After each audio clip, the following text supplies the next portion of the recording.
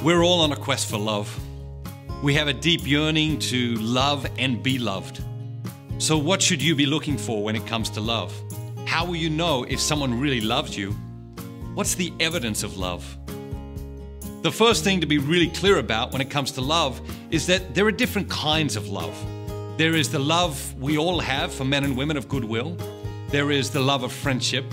There is romantic love. And there's agape, unconditional love. During adolescence and early adult life, we tend to focus on romantic love. So let's explore what it really means to love someone. First, at a most basic and natural level, love desires what is best for the other person. You cannot want someone to do something that prevents her from becoming the best version of herself and at the same time claim that you love her. Love desires what is good for the other person. Along with this desire for what is best for the other person also comes the desire to share everything good we have with that person. Next, on a very human and practical level, love is a willingness to inconvenience yourself for another person. This does not mean that we should constantly inconvenience ourselves for those we love, but from time to time, this is called for. Is this person willing to inconvenience himself for you? This could be something as simple as going to a Chinese restaurant when he really wants to eat Mexican food, or as significant as caring for you when you are sick and cannot take care of yourself. Then there is the love that Paul describes in Corinthians. He writes, "Love is patient, love is kind, love is not envious or boastful or arrogant or rude. It does not insist on its own way. It's not irritable or resentful.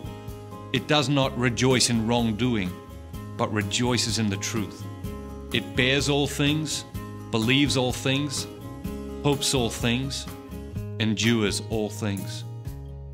If you're looking for love, this is what you should be looking for.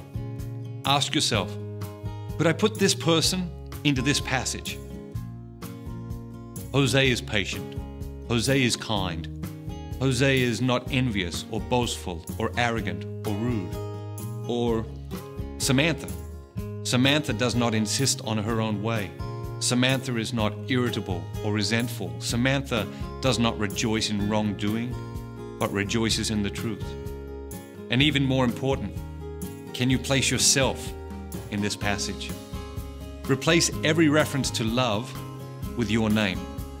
Does it ring true? Or do you have some work to do? Finally, in your quest for romantic love, reflect on this line from the scriptures. Husbands, love your wives, just as Christ loved the church and gave himself up for her.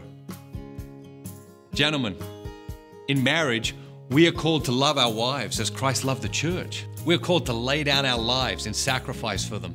Every day, there are times in my marriage when I have to choose between being selfish and laying down my life for my wife and children.